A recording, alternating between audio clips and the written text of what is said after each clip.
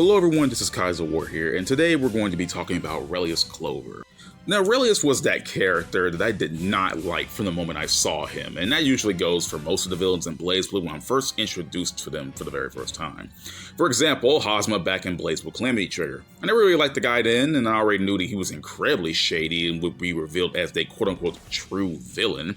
It just only mattered when he was going to drop the act, and when BlazBlue Continuum Shift came around, both Hosma and Terumi became very enjoyable to watch on screen. And the same goes for Izanami, who personally to me was pretty bland in BlazBlue Chrome Phantasma, and then she became fairly decent in BlazBlue Central Fiction once we knew her origins and the like, and plus she was playable, we saw her moves, we could see her gameplay, and also her character themes are good as hell, so that bumped up Izanami a ton of points from Chrome Phantasma to Central Fiction for me. Now, RELIUS is a character who does not get a lot of screen time. Like any kind of face-to-face with RELIUS, we don't get too much of it compared to everyone else in the series. And someone that's not, someone's not really, people don't really talk about RELIUS all that much, So I guess even the Japanese folks don't exactly like RELIUS all too much for maybe a character or a gameplay reason. Because in the BlazBlue 10th anniversary popularity poll, he has the lowest ranking of all the playable characters, which I just find very funny. But anyway, back to the man himself. He's a guy who mostly stays in the background and is always doing his own thing. And it's funny because even though he's not the character we see all too much, face to face, he's actually one of the most important characters in the entire plot. Hell, Mori even said that RELIUS' role in BlazBlue Central Fiction was meant to be far larger than it was, and that he was just scheming in the background, but it had to be cut because if RELIUS' scenes were left in there, it would have literally doubled the size of the actual script. Sweet Jesus. Anyway, one of the points that makes RELIUS majestic to me personally is that he toes the line of being out of sight and yet being everywhere at the same time. He's like there but not there, like Schrodinger's RELIUS. But anyway, let's talk about RELIUS. Let's just talk about him a bit because I am very interested in this character for some ungodly reason, and I want to talk about him. Now, the earliest point of RELIUS' life that we know so far was that he was a member of the Immortal Breakers, working alongside Valkenhayn R. Helsing, with the Immortal Breakers being a sort of mercenary group that goes out and takes down very powerful folks to get paid. Now, this is during the Bledge Experience timeline, and this is where he managed to give Naoto Kurogane prosthetic limbs since, well, I'm not going to explain it all here since this is a RELIUS video, but let's just say that Naoto Kurogane is a 3-time amputee. Anyway, he also taught Naoto how to fight individuals who are considered quote-unquote immortal. And it's essentially the techniques, I guess, of the Immortal Breakers, so he taught some of those to Naoto. And it's probably one of the more considerable things that RELIUS has done for someone. And this was probably a time where he really wasn't off his rocker yet. He wasn't really crazy or insane. So, this is probably the best time that RELIUS was I can't call him a good boy. Because there's probably a lot of things underneath RELIUS that we didn't know of back then. And so, let's just say that he seemed nice back then. So let's just go with that and move on. Later on in life, RELIUS will become known as the One, the very leader of the well-known 10 Sages, which will essentially make him one of the most powerful users of magic, alchemy, and sorcery in all of existence. He was also able to somehow work with the famed scientist Soichiro Ayasuki, and even with Yuki Terumi, who had approached the two after being ejected from the Susanoo unit, and had the goal of contacting the master unit Amaterasu and kill it with a Kusanagi, a perfect fusion of a prime field device and a fragment of the Azure. Along with Terumi, RELIUS was the main reason that the Black Beast was created back in the Phase Shift series due to their failure at trying to create their own Kusanagi. So we can thank him for that, but the thing is that while the Black Beast destroyed the body of Terumi, who had an actual body at the time, and even gravely injured Soichiro, RELIUS had been actually swallowed whole by the beast and flung into the future without his memories, but managed to get them back a little while later, and even went back to doing his own things after the fact. Now keep in mind, RELIUS had survived being eaten by the Black Beast, thrown into the future, lost his memories, and somehow was able to come out on the other side clean. But anyway, after the whole Black Beast business, Terumi was without a body, and he went back to RELIUS to create him a new one. And just before RELIUS was nommed on by the Black Beast, he had created a vessel named Cosma Caval already made for him. Now keep in mind that RELIUS just went up and made a vessel ahead of time without being told anything. Did he do it for science? Did he do it because he was nice enough to do Teremy a solid? Who knows? Well, knowing RELIUS, he probably just did it just for the hell of it, you know, just like, hey, science, whoa, I'm crazy. Anyway, he also created Hosma as well, and this will be later Teremy's Blue Grimoire. And yes, I have to say Blue Grimoire because Teremy, Ragna's Azure Grimoire, Teremy's Blue Grimoire are different things. I don't even want to get into that right now, but the point is, Teremy has a body now named Hosma that was also created by Yuki Teremy after Teremy somehow secured a piece of the Azure and then gave it to RELIUS, and RELIUS made the body from that. Boom, that's how we got Hosma as well. Boom. RELIUS CLOVER also makes cameos in BlazBlue Remix Heart and BlazBlue Variable Heart, simply to peace in and peace out. He kind of only sticks around to observe individuals and their souls, such as Mai Natsume and Mayfeng Lapis Lazuli, though he fell out of interest for Mayfeng later in the story. He honestly didn't need to be in the Heart manga series, but I like the fact that he was just bumming around because it was later revealed that RELIUS was the very person that founded the military academy. He was the one who essentially created the school for the sole purpose of gathering souls and observing them.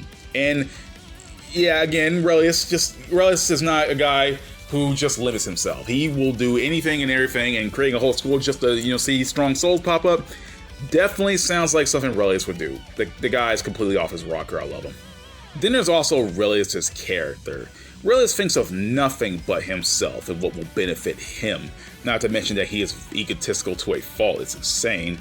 He only really helps out his fellow baddies such as Izanami and Teremy because it'll either help him in his pursuit of knowledge or just for some other thing he wants to get out of the relationship. RELIUS doesn't show much emotion and is mostly cold and stern-faced in every situation he is, and really the only time that he's shown just the slightest bit of weakness, the slightest bit of vulnerability, was during his fight against Valkenhayn and BlazBlue Chrome Phantasma. He doesn't give what he considers idiots the time of day and simply brushes them off unless they have something of value to him, and he doesn't really think much of others below his intelligence. There are also very few times that he shows excitement in the things that will go right for him, and he knows that there is much more to learn for him, and he's always really quick to make up for any losses and mistakes that he may experience, and during it all, he doesn't lose his cool.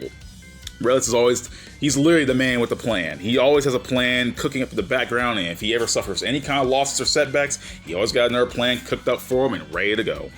And going on with relationships with other characters, RELIUS CLOVER is the father of Carl Clover and Ada Clover, as well as the husband of Ignis Clover. Now, RELIUS is such a cold bastard that he turned his wife and daughter into literal living weapons. He turned his daughter into a Nox Victoris, and he turned his wife into a detonator. Now, it's just horrifying. He horrifically scarred his son Carl, who RELIUS also just doesn't give a shit about, really. He only began showing the slightest interest in the boy once the pure hatred for his father was finally put on full display. And he even took enough an interest to teach Carl some things. Obviously, RELIUS doesn't think much of Carl, and Carl still hates his father's guts, but still, he showed something. And the fact that RELIUS would completely destroy his own family and 3 people that cared for him at one point for the sake of his research is just messed up to hell and back. But this willingness to be a major scumbag for science and not turn some creepy, greasy, loud, crackling toad is what makes RELIUS really work for me and have him stick out among the crowd of batshit crazy scientists.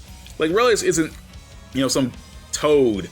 He's not some, monster. He's not some kind of, like, greasy, crazy scientist in his own lab going, ha ha ha, I'm pure evil, I'm going to create this thing for science. No, RELIUS he's calmer about things. Yeah, he's crazy, but he's a lot calmer about things. He thinks about things more. He doesn't let, he just doesn't screech at you, He doesn't like, ah ha ha. Like someone like Hojo from Final Fantasy VII. Yeah, he's not Hojo. RELIUS is not a Hojo. But even so, RELIUS did gain some respect for Carl, and he even has commented on the boy's strength and strength of will and rage over time. He originally dismissed him, and then he later started teaching him things. Now, this isn't definitely not a love relationship between father and son. Hell to the no. But the relationship has definitely changed from, the beginning of BlazBlue to the end of BlazBlue, so to speak. Why would you do something so foolish? I cannot let you die until I save my sister. I told you that. Miss Lychee, could you please heal my father? Got it. That new life in your soul is quite fascinating.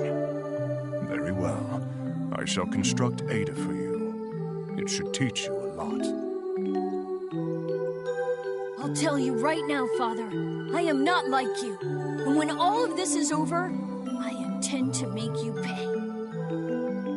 And I look forward to it.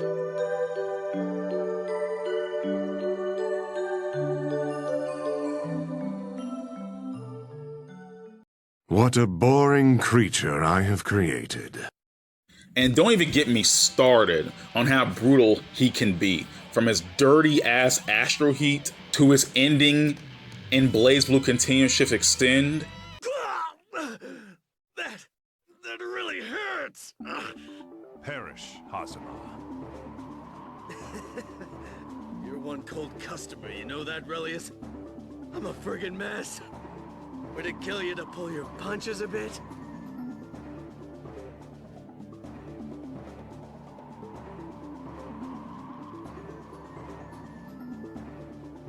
You told me not to hold back, did you not?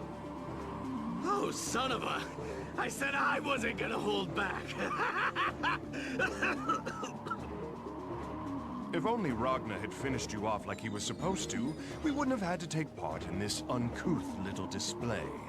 Get it over with!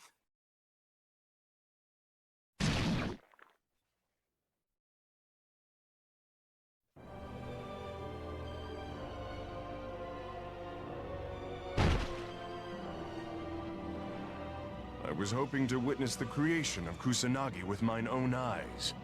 I never would have guessed number 12 would be it, and Kushinada's linchpin as well.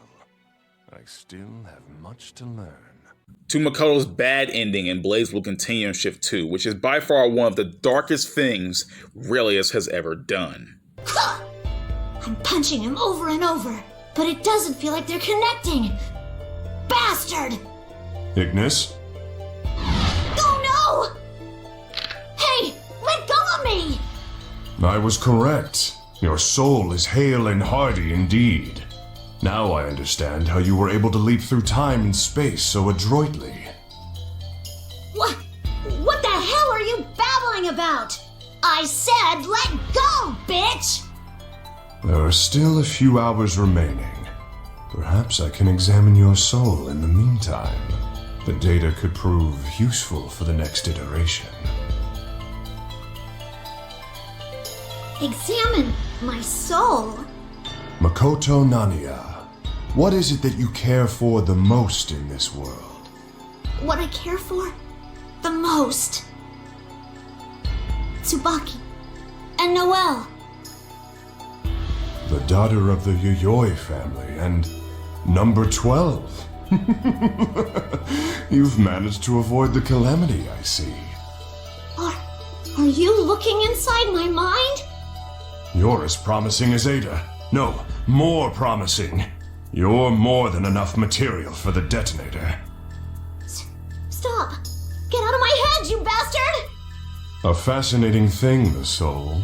And a focused one such as yours is far superior to a vague, scattered one. In fact, yours is focused, yet points in multiple directions. A rare bird indeed.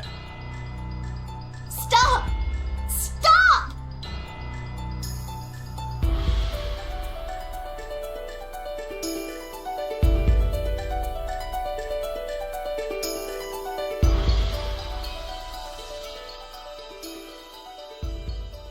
Those are my memories, you asshole! Don't you touch him!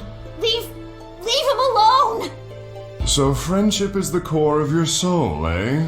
No, there must be more. Let's delve deeper. Deeper. It hurts! Why, look. Discrimination, abuse, betrayal, and hatred. It would seem you actually hate humans.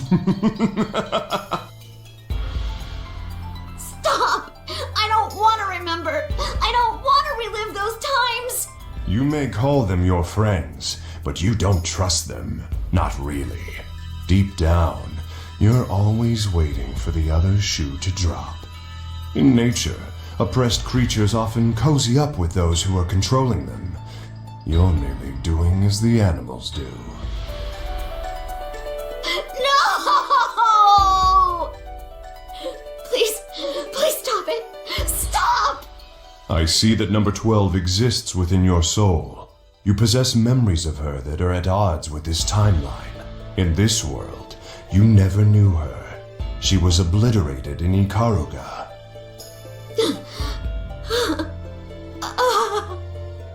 Can't move my body. Can't even speak. And my head's so hazy. You came from a world in which number 12 exists. The failed prime field devices in Ibukido must have sent you here. They instinctively chose this timeline. Because today, Tsubaki Yayoi shall die. Die? Were you trying to rewrite history, perhaps? Prevent her death? Tsubaki's gonna die? Tsubaki. Oh, you certainly reacted to that. Her name is writ large across your consciousness. You've just given me the fulcrum I need to topple your soul and rebuild it however I choose. That's right. I need to save Tsubaki. But I feel like I don't have anything. Before I go on any further, I have to talk about RELIUS' drive because he's one of the few characters in the BlazBlue series with an actual lore drive. Now in gameplay, RELIUS has a drive known as Detonator, with the titular detonator being the Fluctus Redactum Ignis, aka his wife. Now the detonator weapons are based off the artificial causality phenomena weapons created by Kokonoe that were meant to match the Noxnate Taurus in terms of power. The Ignis specifically that he based off Deus Machina Nirvana, and RELIUS is usually seen attacking with Ignis wherever he is. Honestly, I find it really funny that RELIUS still keeps around Ignis even though he's actually married to Yuki Terumi. Please. Will you marry me? What in the hell? What in God's name are you talking about? Where did this come from? I thought if I could bind him legally, then he'd be ours forever. That's the reason you're proposing? Oh man, you are so gone! All right, fine. I accept your proposal. You've gotta be kidding me! This can't be happening. RELIUS? Terumi? I never lie. Neither do I. But wait, if you do that, then RELIUS will have two... Ignis is getting angry. Of course she is. What were you thinking, RELIUS? Now obviously controlling Ignis cannot be his lore drive, and his actual in-story drive is actual little puppet arms he tosses out and uses during battle. If RELIUS wasn't disturbing enough, the fact that the man can just create puppet arms as one of his powers is just maddening. They're not like crazy tools or weapons like Carl can just throw out. No, these are actual, the power of a drive is the power of your soul. RELIUS can manifest puppet arms from his soul. Let's just get that out of the way. What the actual shit? I also forgot to mention that RELIUS also has something to do with Ragna, Jin, and Saya because Jubei originally rescued them from his lab. And if we consider the idea of RELIUS supposedly creating the first prime field, though there is no truth to it, we know he created Lambda, Nu, and Mu based off of Saya. He knew about Ragna Jin and Saya's mom, known as the 5th Prime Field device, though he didn't have any involvement with her creation. Them being in his custody as supposed lab rats does not shock me in the slightest. The creation of a perfect doll. A world in which I am the architect. In such a world, the Master Unit, Amaterasu, even the Imperator will be unnecessary. The Imperator? Unnecessary? I've only made a pact with the Imperator until Doomsday. However, since it will no longer be necessary in the world I build, I'll have her disappear. You're insane. I am the one who is quite normal here. It is this world that is insane. What? Every occurrence in this world is a mere fragment of the Master Unit's memory. All events are chained to a reality which can neither be improved upon nor conquered. In other words, evolution beyond what is written within the Master Unit's memory is, quite simply, impossible. A predetermined number of possibilities vie for supremacy within this finite space. The pieces on this chessboard carry out what limited moves are at their disposal. How is that not insane? Where have I heard that before? It is a story about a single book and a young girl. Is this what she meant? RELIUS Clover, are you trying to become a god? Don't be ridiculous. I'm not that greedy. I simply want to fix this failure of a world, to rebuild it from the ashes. I am the architect, the creator. Self-righteousness has its limits, and you've gone way too far. Now, RELIUS's quote-unquote big goal was revealed in BlazBlue Chrono Phantasma, was that he wanted to get rid of the Master Unit Amaterasu, as well as the Origin within it, due to the constant repeating events, stagnating everything in the world. He wants to break down the world and become the architect that will rebuild it in his image as its creator. Now, while yes, I think RELIUS wanting to be the creator of a whole new world is definitely a bad thing, in a way I kind of agree with him on the idea of not having the world constantly on a loop thanks to the Origin.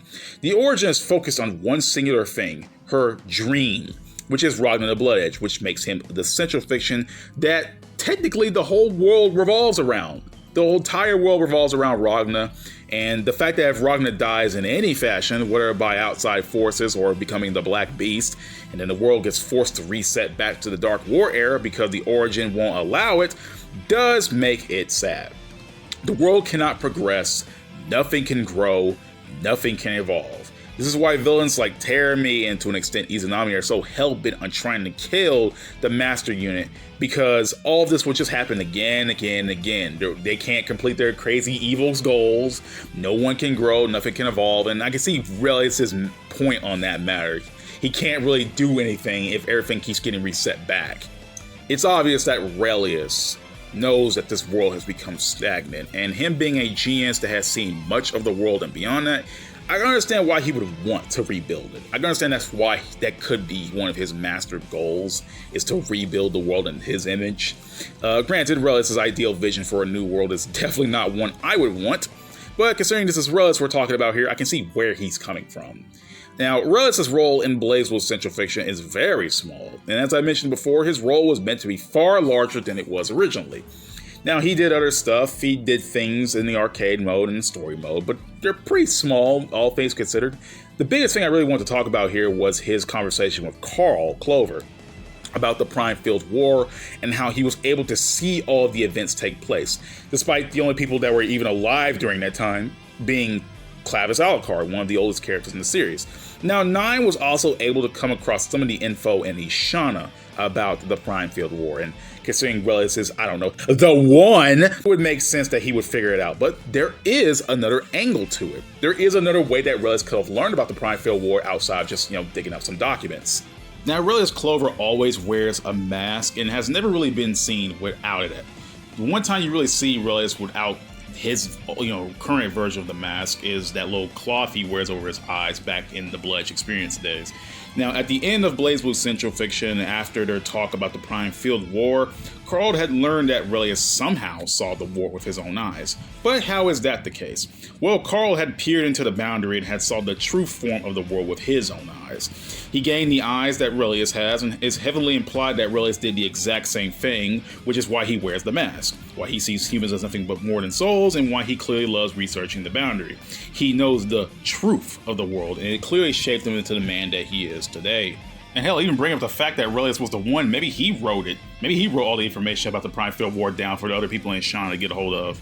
Plus, we also have to consider the idea that the only hint we have of the creator of being the first Prime Field device is RELIUS. That could imply that RELIUS himself was alive and active during those days, which brings up a lot of questions. How exactly, how old is RELIUS? How old is the guy?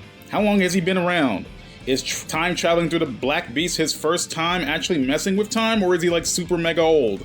Even so, I think the mystery of RELIUS just being everywhere and being a major player of events without directly taking center stage on most of them is what makes the man truly fascinating. At the end of BlazBlue Central Fiction, RELIUS essentially pieces out and hangs out in the boundary after handling his business, and his role in the world is over as of now. Nine is dead, Izanami has been absorbed by Noel, Carl has gone batshit insane after peering to the boundary and becoming more like his father, Hazuma hops into the cauldron in the parts unknown after getting beat down by Ragna, and Teremi is killed by Ragna, which makes RELIUS the last villain to get off scot-free, which, you know, knowing his track record, of course he gets away with it. It's RELIUS we're talking about here. This guy, he knows the game. He knows if he steps out any further and somehow slips up, he will die. So, you know, it's like, F it. I'm just gonna go hang out in the boundary. I did my business. See you later, everyone. And for now, that is the end of RELIUS. Obviously, we are going to see more of the guy. Of course we are. This is RELIUS we're talking about here. And I definitely will want to see what's his role in the World of BlazBlue was going to be next. If he's going to take more an active role, or if he's just going to, you know, stay in the background, scheme things from behind the shadows. We don't know. But knowing RELIUS, he's probably going to be in the shadows scheming. So yeah, that's all I really wanted to talk about. I really wanted to make this little discussion video / why I like video about RELIUS Clover. I really wanted to talk about the guy because he wasn't exactly my favorite character in the beginning, but now he's actually one of my favorites, and he's just the ultimate madman. Just love this dude. He's so freaking insane. I love him. But anyway, that's all I gotta say, everyone. Peace out, everybody. I hope you all have a great day. And if you guys like anything about RELIUS, please tell me down in the comment section below. Without further ado, I am out here. Peace out, everyone, and I hope all you guys have a great day.